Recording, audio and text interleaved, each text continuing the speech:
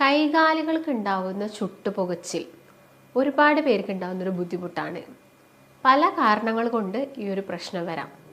അതായത് ഇപ്പം നമ്മൾ ഡയബറ്റിസ് പേഷ്യൻസിനെ എടുത്ത് നോക്കുകയാണെങ്കിൽ അതിൽ തന്നെ നമുക്ക് നോക്കുകയാണെങ്കിൽ ഈ പിത്തദുഷ്ടി മൂലം ഡയബറ്റീസ് അഥവാ പ്രമേഹം വരുന്ന ആളുകളിൽ വളരെ കോമൺ ആണ് കൈകാലുകൾക്ക് ഉണ്ടാകുന്ന ചുട്ടുപുകച്ചിൽ. അപ്പം ഇതിനുള്ള റീസൺ എന്ന് പറയുന്നത് അവരിൽ കൂടുതലായിട്ടും പ്രിഡോമിനൻ്റ് ആയിട്ട് നിൽക്കുന്ന ദോഷം പിത്തമായിരിക്കും. അതിന് ദുഷ്ടി വരുന്ന സമയത്ത് നമ്മുടെ ബോഡിയിൽ കാണിക്കുന്ന സിംറ്റമിൽ ഒന്നാണ് കാലിനും കൈക്കൊക്കെ വരുന്ന ചുട്ടുപുകച്ചിൽ, ഇടയ്ക്കിടയ്ക്ക് വരുന്ന മൂത്രശങ്ക, ഈ കാലുമൊക്കെ ഭയങ്കര റെഡ്, ഭയങ്കര ചുവന്ന നിറത്തിൽ കൈകാലുകളൊക്കെ നിൽക്കുന്നത്, അതുപോലെ തന്നെ നമുക്ക് അമിതമായിട്ട് വരുന്ന ദാഹം, അതുപോലെ തന്നെ ഇടയ്ക്കിടയ്ക്ക് വരുന്ന ലൂസ് മോഷൻ, അസിഡിറ്റിയുടെ പ്രശ്നങ്ങൾ, ഇതെല്ലാം തന്നെ ഇങ്ങനെയുള്ള ഒരു പ്രമേഹ രോഗികളിൽ കണ്ടുവരുന്നതാണ്. അപ്പം ഇവരിൽ വളരെ കോമൺ ആയിട്ട് കാണിക്കുന്ന ഒരു സംഭവമാണ് ഈ ചുട്ടുപുകച്ചിൽ എന്ന് പറയുന്നത്.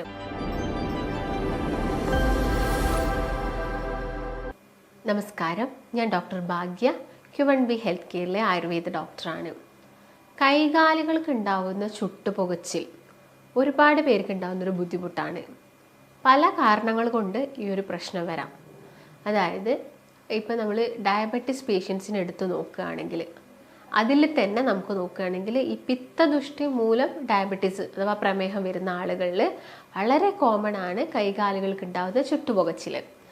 അപ്പം ഇതിനുള്ള റീസൺ എന്ന് പറയുന്നത് അവരിൽ കൂടുതലായിട്ടും പ്രിഡോമിനൻ്റ് ആയിട്ട് നിൽക്കുന്ന ദോഷം പിത്തമായിരിക്കും. അതിന് ദുഷ്ടി വരുന്ന സമയത്ത് നമ്മുടെ ബോഡിയിൽ കാണിക്കുന്ന സിംറ്റമിൽ ഒന്നാണ് കാലിനും കൈക്കൊക്കെ വരുന്ന ചുട്ടുപുകച്ചിൽ, ഇടയ്ക്കിടയ്ക്ക് വരുന്ന മൂത്രശങ്ക, ഈ കാലുമൊക്കെ ഭയങ്കര റെഡ്, ഭയങ്കര ചുവന്ന നിറത്തിൽ കൈകാലുകളൊക്കെ നിൽക്കുന്നത്, അതുപോലെ തന്നെ നമുക്ക് അമിതമായിട്ട് വരുന്ന ദാഹം, അതുപോലെ തന്നെ ഇടയ്ക്കിടയ്ക്ക് വരുന്ന ലൂസ് മോഷൻ, അസിഡിറ്റിയുടെ പ്രശ്നങ്ങൾ, ഇതെല്ലാം തന്നെ ഇങ്ങനെയുള്ള ഒരു പ്രമേഹ രോഗികളിൽ കണ്ടുവരുന്നതാണ്. അപ്പം ഇവരിൽ വളരെ കോമൺ ആയിട്ട് കാണിക്കുന്ന ഒരു സംഭവമാണ് ഈ ചുട്ടുപുകച്ചിൽ എന്ന് പറയുന്നത്. അപ്പം ഇതിൻ്റെ ഒരു മെയിൻ റീസൺ എന്ന് പറയുന്നത് നമ്മുടെ തലയിൽ നിന്ന് കാലിലോട്ട് ഒരുപാട് ഞരമ്പുകൾ പോകുന്നുണ്ട്. ഈ ഞരമ്പുകൾക്കുള്ള സർക്കുലേഷൻ അഥവാ രക്തചംക്രമണം കുറയുന്ന സമയത്ത് ഈ നെർവിൻ്റെ ഡാമേജ് സംഭവിക്കുന്നു. അപ്പം നെർവിൻ്റെ ഡാമേജ് സംഭവിക്കുമ്പോൾ എന്താണ്, അവിടേക്ക് എന്ത് വരുന്നില്ല, ഈ നെർവ് കണ്ടക്ഷനോ കാര്യങ്ങളോ ഒന്നും വരുന്നില്ല. അപ്പം ഇതെന്ത് കോസ് ചെയ്യുന്നു, നമുക്ക് ഇങ്ങനെ ചുട്ടുപുകച്ചിൽ, അതുപോലെ തന്നെ തരിപ്പ്, ഇങ്ങനെയുള്ള മരവിപ്പ് പോലുള്ള പ്രശ്നങ്ങൾക്കൊക്കെ കാരണമാകുന്നുണ്ട്. അപ്പം ഒരു പ്രധാനപ്പെട്ട ഇന്നിപ്പം എടുത്തു നോക്കുന്നതിൽ ഒരു ഏറ്റവും പ്രധാനപ്പെട്ട ഒരു കാരണം എന്ന് പറയുന്നത് ഡയബറ്റീസ് തന്നെയാണ്. അപ്പം ഇങ്ങനെ ഒരു burning sensation in the feet and hands ഒക്കെ വരുന്ന സമയത്ത് നമുക്ക് ആദ്യം ചെയ്യേണ്ട ഒരു കാര്യം എന്താണ്, ഈ പ്രമേഹത്തിനെ നമുക്ക് നോർമൽ ചെയ്യുക എന്നുള്ളൊരു കാര്യമാണ്. അപ്പം പ്രമേഹം വന്ന ആളുകളാണെങ്കിൽ നമുക്കതെങ്ങനെ നോർമൽ ചെയ്യാം, അല്ലെങ്കിൽ നമുക്ക് പ്രമേഹം വരുന്നതിന് മുൻപേ നമുക്ക് മനസ്സിലാക്കാനും സാധിക്കും. നമുക്ക് ആ ഒരു സ്റ്റേജിൽ തന്നെ പ്രമേഹത്തിനെ പ്രിവെൻറ്റ് ചെയ്യാൻ വേണ്ടിയിട്ട് പറ്റും. അതായത് ഇപ്പം കുറച്ച് ലക്ഷണങ്ങൾ അവരുടെ ശരീരത്തിൽ കാണിക്കുന്നത് ഒന്നെന്ന് വെച്ചാൽ അമിതമായിട്ട് വിശപ്പുണ്ടാവുന്നു, അതുപോലെ തന്നെ അമിതമായിട്ട് വരുന്ന ദാഹമാണ്, പിന്നെ അവരുടെ ശരീരത്തിൽ വരുന്നൊരു വിയർപ്പ്, അതിനൊരു പ്രത്യേക ഒരു ഗന്ധമായിരിക്കും, ഒരു ദുർഗന്ധമായിരിക്കും അവരുടെ ശരീരത്തിലുണ്ടാകുന്നത്. അതുപോലെ അവർ ഒഴിക്കുന്ന മൂത്രത്തിനാണെങ്കിലും ഒരു പ്രത്യേക സ്മെല്ല് വരുന്നത്, അതുപോലെ തന്നെ അവർക്ക് വല്ലാത്തൊരു ക്ഷീണമൊക്കെ അനുഭവപ്പെടുക, ഇതെല്ലാം തന്നെ പ്രമേഹത്തിൻ്റെ മുന്നോടിയായിട്ട് നമ്മുടെ ശരീരത്തിൽ കാണിക്കുന്നതാണ്. ചില ആളുകളിലാണെങ്കിൽ നഖമെല്ലാം പെട്ടെന്ന് വളരുന്നു, അല്ലെങ്കിൽ അമിതമായിട്ടുള്ള രോമ വളർച്ച, ഇതെല്ലാം നിങ്ങളെ ബോഡിയിൽ പ്രമേഹം വരുന്നുണ്ട് എന്ന് കാണിക്കുന്ന ചില ലക്ഷണങ്ങളും കൂടിയാണ്. ഒരു പ്രായം എത്തിക്കഴിയുന്ന സമയത്താണ് പൊതുവെ എല്ലാവരിലും ഇത് കണ്ടുവരുന്നത്. എന്നാൽ ഇന്ന് നമ്മളെ ജീവിതശൈലി, ലൈഫ് സ്റ്റൈല് കാര്യങ്ങളൊക്കെ മാറിയതുകൊണ്ട് തന്നെ നമുക്കിത് നേരത്തെ പിടിപെടുന്നുണ്ട്. അപ്പോൾ ഇങ്ങനെ ഒരു സ്റ്റേജസ്, അല്ലെങ്കിൽ ഇങ്ങനൊരു അമിതമായിട്ട് നിങ്ങൾക്ക് മധുരം കഴിക്കണം, പഞ്ചസാര കഴിക്കണം, അല്ലെങ്കിൽ ചോറ് കഴിക്കണം എന്നൊക്കെ തോന്നുന്നുണ്ടെങ്കിൽ, പാരമ്പര്യമായിട്ട് വീട്ടിൽ ആർക്കെങ്കിലും ഷുഗർ ഉണ്ടെങ്കിൽ നമ്മൾ അതൊന്ന് ടെസ്റ്റ് ചെയ്യുന്നത് എപ്പോഴും നല്ലതാണ്. അപ്പോൾ ടെസ്റ്റ് ചെയ്തതിന് ശേഷം മറ്റെന്തെങ്കിലും പ്രശ്നങ്ങളുണ്ടെങ്കിൽ നിങ്ങൾ കാണിക്കുന്ന ഡോക്ടറോട് മറ്റുള്ള ആരോഗ്യ പ്രശ്നങ്ങളും ഇതിൻ്റെ കൂടെ പറഞ്ഞു കൊടുക്കുക. അപ്പോൾ ആ ഒരു രീതിയിൽ നിങ്ങൾ ട്രീറ്റ്മെൻറ്റ്സ് എടുക്കണം. അപ്പം ഇങ്ങനെ ഇപ്പോൾ പ്രമേഹ രോഗികളൊക്കെ കൂടിക്കൊണ്ടിരിക്കുകയാണ്. അപ്പോൾ നമുക്ക് പ്രമേഹം കുറയ്ക്കാൻ എന്താണെങ്കിലും മെഡിക്കേഷൻസ് ചില ആളുകൾക്ക് വേണ്ടി വരും. കാരണം അവർക്ക് ചിലപ്പോൾ ഒരു സ്റ്റേജ് എത്തി, ഞാൻ ഈ പറഞ്ഞ പോലെ തന്നെ ഞരമ്പിനെ ബാധിച്ചു, അല്ലെങ്കിൽ ചില ആളുകൾക്ക് അത് കണ്ണിനെ ബാധിച്ചു, വൃക്കയ്ക്ക് തകരാറ് വന്നു എന്നൊക്കെ നമ്മൾ കേൾക്കാറുണ്ട്. അപ്പം അങ്ങനെ ഒരു സ്റ്റേജ് എത്തുന്ന സമയത്ത് നമുക്ക് എന്താണെങ്കിലും മരുന്ന് അത്യാവശ്യമാണ്. അല്ലാത്ത പക്ഷം ആളുകളൊക്കെ ആണെങ്കിൽ നമുക്ക് ഡയറ്റൊക്കെ ട്രൈ ചെയ്താൽ നമുക്കിത് നോർമലാക്കാൻ പറ്റുന്നൊരു കണ്ടീഷനാണ്. അപ്പം നിങ്ങൾ എടുക്കുന്ന ഡയറ്റിൻ്റെ കൂടെ നമുക്ക് ചെയ്ത് നോക്കാൻ പറ്റുന്ന ഒരുപാട് ഹോം റെമഡീസും കാര്യങ്ങളും ഒക്കെ ഉണ്ട്. അത് നമ്മുടെ ശരീരത്തിൽ മറ്റുള്ള പ്രശ്നങ്ങൾ ഉണ്ടാക്കുന്നില്ല എന്നുള്ളൊരു ഉറപ്പ് കൂടി വരുത്തണം. ചില ആളുകൾ ഒരുപാടായിട്ട് ഹോം റെമഡീസ് ഒരുപാട് കഴിക്കുന്ന ആളുകളുണ്ട്, അതായത് എമൗണ്ട് കൂടുതലായിട്ട് കഴിക്കുന്ന ആളുകളുണ്ട്. അതും നമുക്ക് ആരോഗ്യ പ്രശ്നങ്ങൾ ഉണ്ടാക്കും. നമ്മൾ കണ്ടിന്യൂസ് ആയിട്ടൊരു ഹോം റെമഡീസ് കഴിക്കുന്ന സമയത്തും അതും നമുക്ക് ബുദ്ധിമുട്ടുണ്ടാക്കാനുള്ള ചാൻസസ് ഒക്കെ കൂടുതലാണ്. അപ്പോൾ ഞാനൊരു റെമഡി പറഞ്ഞു തരുന്നത്, ഇപ്പം നമുക്ക് ഇങ്ങനെ ബേണിംഗ് സെൻസേഷൻ വരാനുള്ള ഒരു മെയിൻ റീസൺ ഡയബറ്റീസ് ആണ്. അപ്പോൾ ഡയബറ്റീസ് നമുക്കൊന്ന് ജസ്റ്റ് കൺട്രോൾ ചെയ്യാൻ വേണ്ടിയിട്ട് നമുക്കൊരു ചെറിയൊരു ഹോം റെമഡി അല്ലെങ്കിൽ ഒരു ടിപ്പ് നോക്കാം. ഇതിന് വേണ്ടത് ഒന്ന് ഉലുവയാണ്, മറ്റൊന്ന് വേണ്ടത് നല്ല വെണ്ടയ്ക്കയാണ്. പച്ച വെണ്ടയ്ക്ക അത്യാവശ്യമായിട്ട് വേണം. അപ്പോൾ നമ്മൾ ഒരു ഗ്ലാസ് വെള്ളത്തിലോട്ട് നമുക്ക് 1 ടീസ്പൂൺ ഉലുവ, നമുക്കൊരു ഇനീഷ്യൽ ആദ്യമായിട്ട് സ്റ്റാർട്ട് ചെയ്യുന്ന ഒരാൾ 1 ടീസ്പൂൺ ഉലുവ എടുത്താൽ മതി.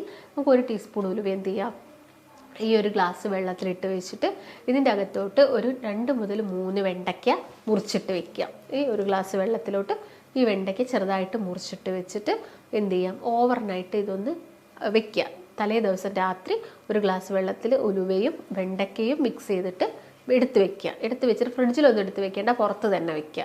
എന്നിട്ട് എന്ത് ചെയ്യുക, പിറ്റേ ദിവസം രാവിലെ ആവുന്ന സമയത്ത് ഈ ഒരു വെണ്ടയ്ക്കയും ഉലുവയും എല്ലാം തന്നെ ജോയിൻ ചെയ്തിട്ട് ഈ ഒരു വെള്ളം കുറച്ചൊരു കട്ടിയുള്ള രൂപത്തിലോട്ട് മാറും. എന്നിട്ട് നിങ്ങൾ എന്ത് ചെയ്യുക, നിങ്ങൾക്ക് ആ ഒരു ഉലുവയും വെണ്ടയ്ക്കയും അതിൻ്റെ അകത്തുനിന്ന് തന്നെ കഴിക്കാൻ പറ്റുന്നുണ്ടെങ്കിൽ അത് നല്ലതാണ്. ഇല്ലെങ്കിൽ എന്ത് ചെയ്യുക, അത് രണ്ടും കൂടി എടുത്ത് കളയുക, അല്ലെങ്കിൽ പുറത്തോട്ട് മാറ്റി വെച്ചിട്ട് ആ ഒരു വെള്ളം കുടിക്കുക. അപ്പോൾ നിങ്ങളിത് കുടിക്കുന്ന സമയത്ത് നമുക്കിതൊരു 1 മന്ത് കണ്ടിന്യൂ ചെയ്യാം. പക്ഷേ കണ്ടിന്യൂ ചെയ്യേണ്ടത് എങ്ങനെയാണെന്ന് വെച്ചാൽ ഒരു 10 ദിവസം നിങ്ങൾ എടുക്കുക, വീണ്ടും നിങ്ങളൊരു 7 ഡേയ്സ് ഗ്യാപ്പ് കൊടുക്കുക, വീണ്ടും ഒരു 10 ദിവസം എടുക്കുക. അങ്ങനെ എടുക്കണം. പിന്നെ നിങ്ങൾക്ക് എന്തെങ്കിലും ഒരു അസ്വസ്ഥതയോ ബുദ്ധിമുട്ടോ വന്നു കഴിഞ്ഞാൽ നിങ്ങളിത് കണ്ടിന്യൂ ചെയ്യരുത്. അപ്പോൾ ആദ്യത്തെ ഒരു 10 ദിവസം എടുത്ത് കഴിഞ്ഞതിന് ശേഷം നിങ്ങളൊന്ന് ജസ്റ്റ് ഒന്ന് നിങ്ങളുടെ HbA1c നോക്കുക, ഫാസ്റ്റിംഗ് ബ്ലഡ് ഷുഗർ നോക്കുക. അപ്പോൾ നമുക്ക് അതിൽ വരുന്ന ചേഞ്ചസും കാര്യങ്ങളൊക്കെ മനസ്സിലാക്കാൻ വേണ്ടിയിട്ട് സാധിക്കും. അപ്പോൾ നിങ്ങൾ ഓൾറെഡി മെഡിക്കേഷൻസ് എടുക്കുന്ന ആളുകളാണെങ്കിൽ ഒരിക്കലും മരുന്ന് സ്റ്റോപ്പ് ചെയ്യരുത്. മരുന്നിൻ്റെ കൂടെ തന്നെ ഇതൊന്ന് ട്രൈ ചെയ്യുക. അപ്പോൾ നിങ്ങൾക്ക് അത് കുറയുന്നത് കാണാൻ വേണ്ടിയിട്ട് സാധിക്കും. ആ ഒരു സമയത്ത് നമുക്ക് മെഡിക്കേഷൻസ് പതുക്കെ കുറച്ചുകൊണ്ട് വരാം. അത് ഒരിക്കലും നിങ്ങൾ സ്വയം നിർത്തരുത്. നിങ്ങളുടെ ഡോക്ടറിൻ്റെ നിർദ്ദേശത്തിൻ്റെ അനുസരിച്ച് മാത്രം നിങ്ങളുടെ മരുന്നിൻ്റെ കാര്യങ്ങളൊക്കെ കുറയ്ക്കാം. അപ്പം ഈ ഒരു രീതിയിൽ എന്ത് ചെയ്യുക, നിങ്ങളൊന്ന് ട്രൈ ചെയ്ത് നോക്കുക. ഇത് ഡയബറ്റീസ് മൂലമാണ് ഇങ്ങനെയൊരു കൈകാലുകൾക്ക് ചുട്ടുപുകച്ചിൽ വന്നതെങ്കിൽ. മറ്റൊരു റീസൺ എന്ന് പറയുന്നത് വിറ്റാമിൻസിൻ്റെ കുറവാണ്. അതിൽ പ്രധാനമായിട്ടും പറയുന്നത് വിറ്റാമിൻ B12 ആണ്. അപ്പോൾ B12 കൂടുതലായിട്ടുള്ള ഫുഡുകൾ കഴിക്കുക എന്നത് തന്നെയാണ്. നമ്മളൊരു സപ്ലിമെൻ്റ് അല്ല നമ്മൾ ആദ്യം തന്നെ പോയിട്ട് എടുത്ത് കഴിക്കേണ്ടത്. ഐ മീൻ ടാബ്ലറ്റ്സോ അങ്ങനെയുള്ള സപ്ലിമെൻറ്റ് ടാബ്ലറ്റുകളല്ല ആദ്യം പോയിട്ട് എടുത്ത് കഴിക്കേണ്ടത്. നമ്മൾ ഭക്ഷണത്തിലൂടെ നമുക്ക് എങ്ങനെ ഇത് നമ്മുടെ ബോഡിയിലോട്ട് സപ്ലൈ ചെയ്യാം എന്നാണ് നോക്കേണ്ടത്. അപ്പോൾ വിറ്റാമിൻ B12 എന്ന് പറയുന്നത് കൂടുതലായിട്ടുള്ളതെന്ന് വെച്ചാൽ ഈ മുട്ടയിലും അതുപോലെ തന്നെ മത്സ്യമാംസങ്ങളിലും പാലുൽപ്പന്നങ്ങൾ, മഷ്റൂം, ഇതിലൊക്കെയാണ് ഏറ്റവും കൂടുതലായിട്ട് എന്തുള്ളത്, വിറ്റാമിൻ B12 ഉള്ളത്. അപ്പം ഇങ്ങനെയുള്ള ഫുഡിൻ്റെ ഡെഫിഷ്യൻസി കൂടുതലായിട്ടും കണ്ടുവരിക ഒരു പ്രായമെത്തുന്ന സമയത്താണ്. ഒരു 50 വയസ്സ് 55 വയസ്സൊക്കെ എത്തുന്ന സമയത്ത് ആളുകൾ പതുക്കെ ഇങ്ങനെയുള്ള ഭക്ഷണങ്ങളൊക്കെ ഒഴിവാക്കാറുണ്ട്.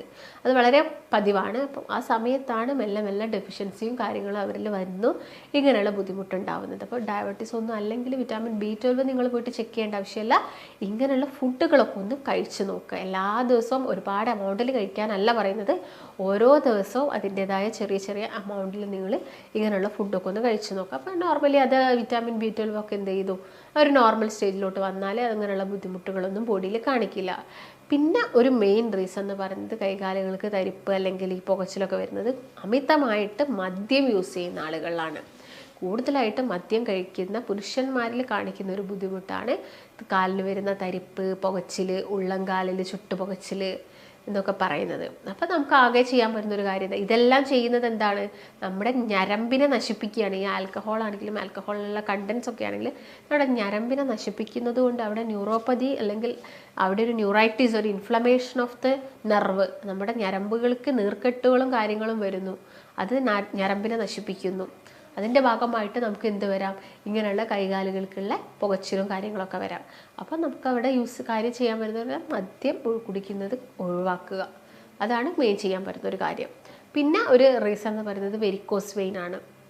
ഇപ്പോൾ വെരിക്കോസ് വെയിൻ എന്ന് പറയുമ്പോൾ ഈ കാലിൽ വരുന്ന ഞരമ്പുകൾക്ക് ഉണ്ടാകുന്ന ബുദ്ധിമുട്ടുകൾ തന്നെയാണ് അപ്പോൾ നമുക്ക് എന്ത് ചെയ്യണം, അവിടെ സർക്കുലേഷനൊക്കെ കൂട്ടാൻ വേണ്ടിയിട്ട് നിങ്ങൾ എന്ത് ചെയ്യുക, മസാജിങ് ചെയ്യുക. അപ്പോൾ വെരിക്കോസ് വെയിൻ വന്ന് അതൊരു സ്റ്റേജ് എത്തുമ്പോഴാണ് നമ്മൾ ശ്രദ്ധിക്കാതെ പോയിട്ട് അത് ഒരു സ്റ്റേജ് എത്തുമ്പോഴാണ് അത് അൾസറായിട്ട് മാറുന്നത്. അൾസറായിട്ട് മാറുന്ന സമയത്ത് അവിടെ പുകച്ചിലും ചുട്ടുപുകച്ചിലും നീറ്റലും വേദനയും കാര്യങ്ങളും ഒക്കെ തന്നെ ഉണ്ടാവും.